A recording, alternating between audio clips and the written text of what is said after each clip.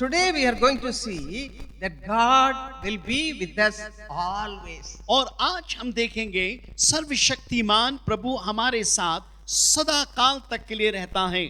Matthew 28 verse 20 says, और मत्ती 28 उसका 26 यूं कहता है, Lo, I am with you always, even unto the end of the world. वो कहता है देखो मैं जगत के अंत तक सदैव तुम्हारे साथ में रहूंगा। Children of God, this is a promise from God Himself. सुनिए परमेश्वर के संतानों, ये परमेश्वर का वचन आपके लिए है। He wants to be with you always. वो आपके साथ सदा काल रहना चाहता Remember है। this. इस बात को याद If रखिएगा। everybody leaves you, यदि सब व्यक्ति आपको छोड़ के चला भी जाए, tell that the Lord is with me always. लेकिन हर समय बोलिए प्रभु मेरे साथ हर समय है। Then you'll be strengthened.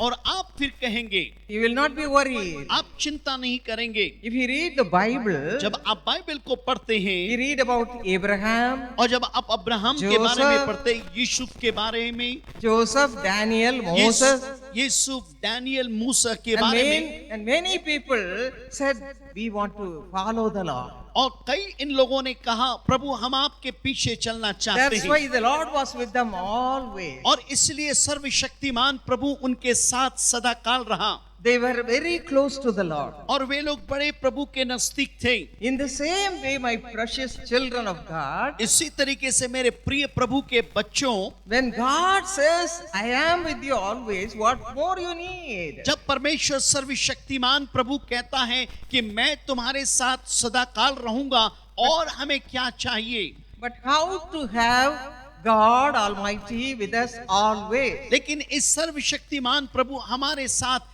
कैसे हर समय रहें? If you read Colossians chapter 1 verse 27, यदि आप कुलुस्सियों की पत्री 1 उसका 27 को पढ़ेंगे, it says, Christ in you, the hope of glory. और ये कहता है मसीह आपके अंदर में महिमा की आशा है। Christ in you, the hope of glory. मसीह आपके अंदर महिमा की आशा है। This experience the Lord is going to give you today. और आज ये अनुभव परमेश्वर आपको देने पे है। Lord Jesus Christ is here. प्रभु यीशु मसीह हमारे बीच में है।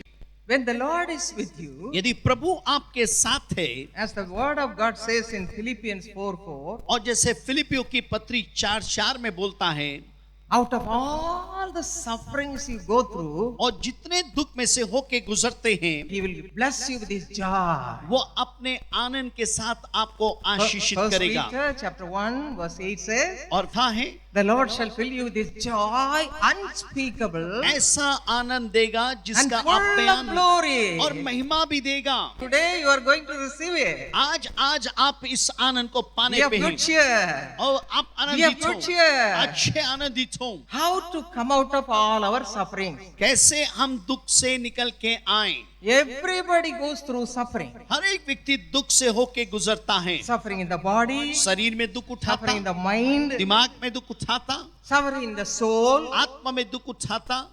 And if you read 1 Peter chapter 5 verse 7, यदि पहला पत्र 5:7 को पढ़ेंगे, listen to me carefully. बड़ी सावधानी पूर्वक सुनिए। Cast all your care upon the Lord because He cares for you. अपनी सारी चिंता उसी पे डाल दे क्योंकि उसको तेरा ध्यान है। God cares for you. प्रभु आपकी चिंता करता है। You must remember that. इस बात को याद रखिएगा। Don't put a long face. लंबा चेहरा मत बनाइए। Oh, this has happened. What अरे, shall I do? ये हो गया, अब मैं क्या करूं? Whatever may happen, कुछ भी हो जाए, believe विश्वास that कीजिए। Jesus is with you. यीशु आपके साथ He wants to है, be with you. वो आपके साथ रहेगा। Don't lose heart. अपने दिल में आशा मत You have खोइए। to, what you have to do?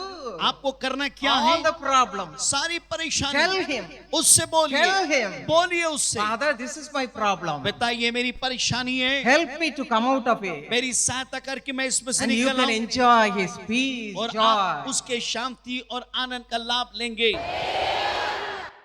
हम विश्वास करते हैं कि आप इस संदेश के द्वारा आशीषों को पाए होंगे। तो आइए अब प्रिय आंटी के साथ मिलकर प्रार्थना में सम्मिलित हों। Our precious Father, we come to Thee with all our hope, Master. हमारे प्रिय पिताजी, हम अपनी सारी आशाओं के साथ आपके पास आते हैं स्वामी। You will never go back from your promise. आप अपनी प्रतिज्ञा से कभी भी फिरते नहीं हैं। Lord, let your people remember that. पिता, आपके लोग उस बात को स्मरण करें। All the time they are worried and worried and worried about their problems in their life. वे हमेशा अपने जीवन की समस्याओं के बारे में चिंता और चिंता ही करते रहते हैं। But Lord, give them grace to look to you all the time. प्रभु, आप उन्हें अनुग्रह दें कि वे हमेशा आपको निहारें। Let them look to you instead of looking at the problems they are facing. अपने जीवन की समस्याओं को देखने के बदले वो आपको देखें, ऐसा करें प्रभु। Bring them to yourself and let them get united with you, Father. आप उन्हें अपने पास ले आए और उनकी सहायता करें कि वे आपके साथ एक हो जाए पिता।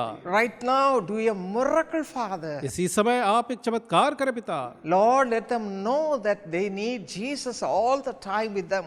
प्रभु जी, आप उन्हें बताएं कि उन्हें हमेशा आपका साथ पाना आवश्यक है। Without you, they cannot have any blessing. आपके बिना वो कोई भी आशीष नहीं पा सकते। Give them this grace. You are mighty, anointing to receive such a blessing from you, O Father. हे पिता, आप उन्हें यह अनुग्रह और महान अभिषेक दें कि आपसे उस आशीष को वो In पाएं। the midst of all loneliness and all sorts of fear and all sorts of heart pain, Joseph was looking after you all the time. अपने एकाकीपन और हर एक हृदय की पीड़ा के बाद भी जिस तरह से यूसुफ जो है हमेशा आपको ही निहार रहा था, In the same way, give your children, everyone who are hearing this program, who are in your presence, let them also do the same thing, O Father. वैसे ही इस प्रोग्राम के द्वारा जो आपको सुन रहे हैं प्रभु, उनकी सहायता करें, वो हमेशा आपकी उपस्थिति में ही बने रहें। Let them look to Jesus who gave his life on the cross for them.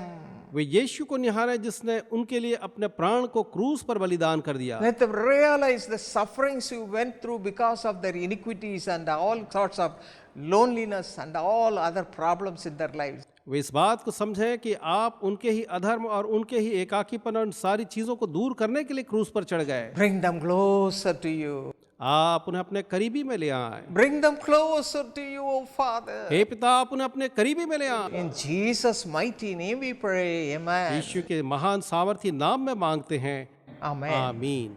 God bless you.